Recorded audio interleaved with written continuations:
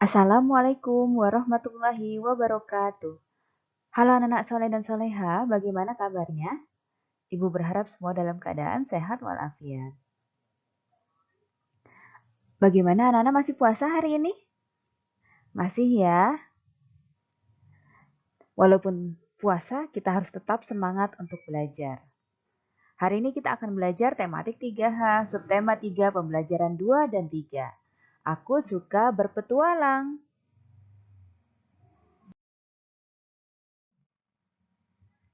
Anak-anak siapkan buku paketnya. Buku paket 3H. Sebelum kita mulai belajar, kita baca basmalah. Bismillahirrahmanirrahim. Kita masuk pembelajaran 2 terlebih dahulu, pelajaran bahasa Indonesia yaitu tentang membaca wacana dan menuliskan kembali isi wacana.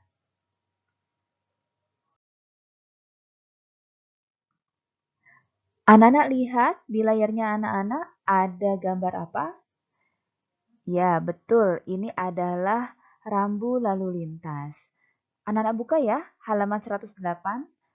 Ada teks yang judulnya adalah rambu peringatan. Anak-anak baca terlebih dahulu teksnya. Kemudian kita akan menuliskan kembali isi wacana dengan bahasa sendiri. Kita sudah sering loh membahas tentang wacana yang anak-anak ceritakan kembali dengan bahasa sendiri. Nah, Ibu Asti contohkan ya. Anggota Pramuka Siaga akan mengadakan perkemahan yang dilakukan selama sehari mulai pagi hingga sore. Lokasi acara di luar kota. Mereka berangkat menggunakan bus. Setelah 50 meter di depan bus, ada tanda rambu berwarna dasar kuning dan berwarna hitam. Di rambu ada gambar mobil dengan jalan berkelok-kelok. Artinya, agar pengemudi berhati-hati.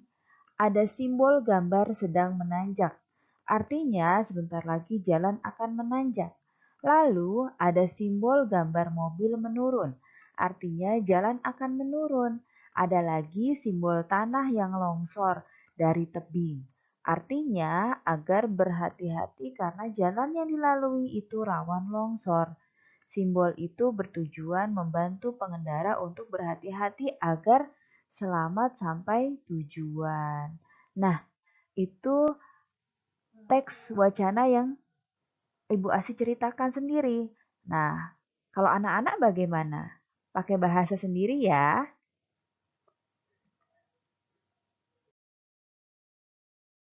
Nah, masih di rambu peringatan.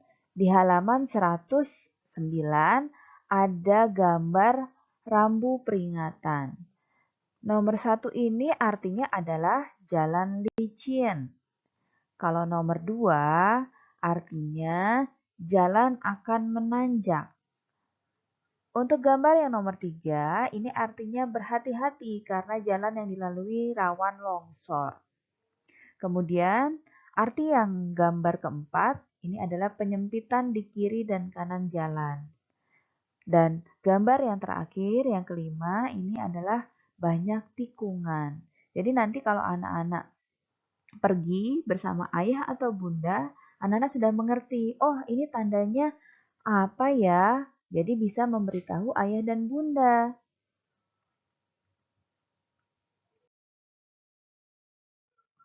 Kita lanjutkan masih di pembelajaran 2, masuk pembelajaran matematika, yaitu tentang membuat diagram.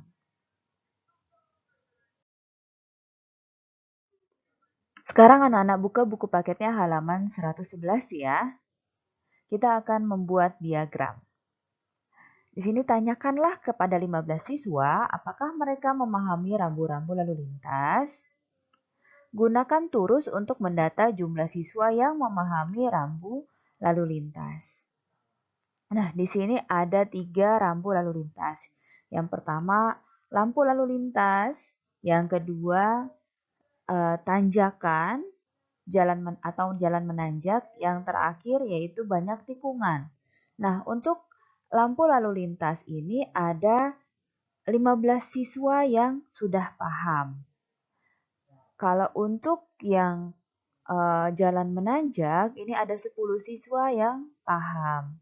Dan terakhir, ini ada 7 siswa yang paham. Nah, untuk membuat diagramnya seperti ini. Anak-anak buat dulu gambar rambu lalu lintasnya di bawah. 3, ada 3. Nah, yang angka 1 sampai 15 ini anak-anak buat juga untuk mengetahui diagramnya. Jadi kalau jumlahnya 15 berarti sampai 15. Nah, kalau yang sudah paham 10 berarti sampai 10 diagramnya. Untuk membedakan dibedakan dengan warna. Kalau untuk yang terakhir ini banyak tikungan itu memakai warna kuning. Ada 7 siswa yang paham. Jadi inilah yang disebut diagram. Anak-anak bisa membuatnya. Nanti anak-anak coba ya mengerjakan latihannya bersama ibu guru.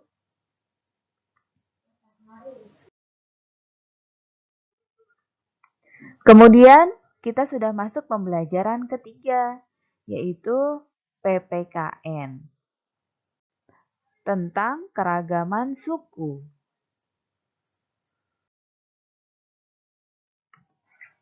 Sekarang kita buka buku paketnya halaman 117 ya. Keberagaman suku. Jadi di halaman 117 ini ada judul keberagaman suku Salman dan teman-temannya. Jadi Salman ini kan kelas 3. Jadi siswa kelas 3 ini berasal dari berbagai suku bangsa. Ada yang dari Batak di Sumatera Utara, Jono berasal dari suku Jawa di Jawa Tengah, kemudian ada yang keturunan Cina dari Kalimantan, ada yang dari suku Asmat di Papua, ada juga yang berasal dari suku Aceh. Ada juga siswa-siswa lainnya berasal dari suku Sunda, Betawi, Melayu, dan Bugis. Meski berasal dari berbagai suku, mereka semua bersaudara. Mereka saling menolong, saling menghormati, dan saling menyayangi. Mereka hidup rukun walau berbeda suku bangsa. Mereka bangga menjadi bangsa Indonesia. Sikap yang ditunjukkan oleh siswa kelas 3 ini sesuai dengan semboyan bangsa Indonesia, yaitu adalah Bhinneka Tunggal Ika, yang artinya adalah meski berbeda-beda tapi tetap satu. Apa maknanya? Yaitu walaupun berbeda-beda suku bangsanya, bahasanya, tetapi tetap satu bangsa, yaitu bangsa Indonesia.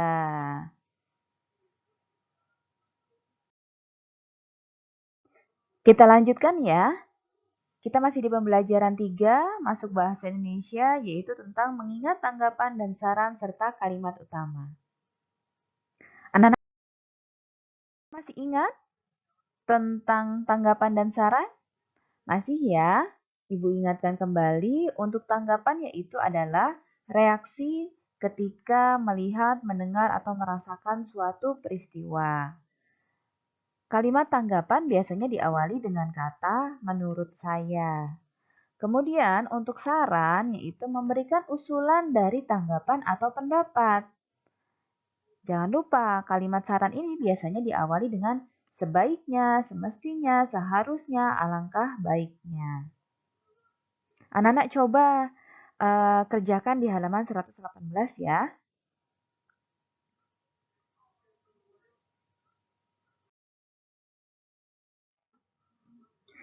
Sekarang kita mengingat kalimat utama ada di halaman 119.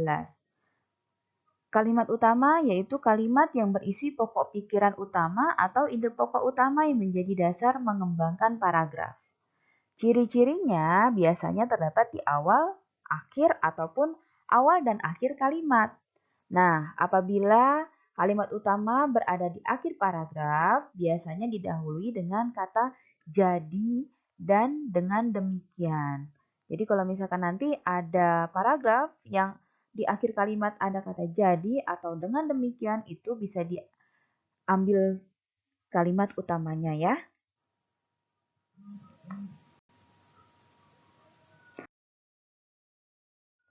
Masih di pembelajaran bahasa Indonesia, anak-anak buka ya halaman 120.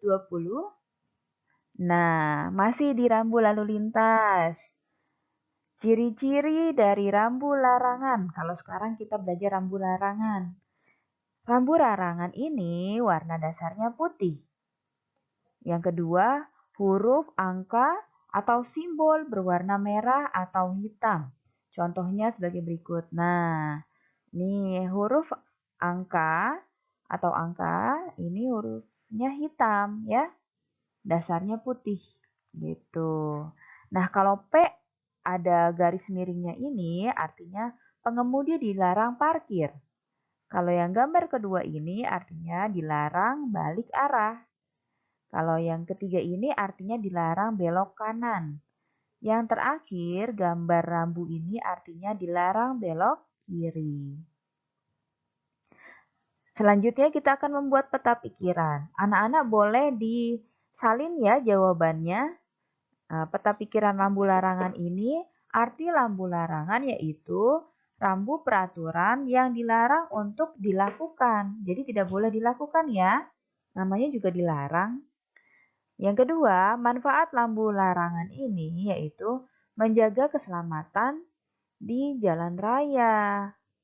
Kemudian, warna dasar lampu larangan yang barusan kita bacakan yaitu adalah putih. Kemudian, warna huruf angka dan simbol itu berwarna merah atau hitam. Nah, apakah anak-anak kesulitan dalam membuat peta pikiran? Tidak ya. Ikuti saja Ibu Guru.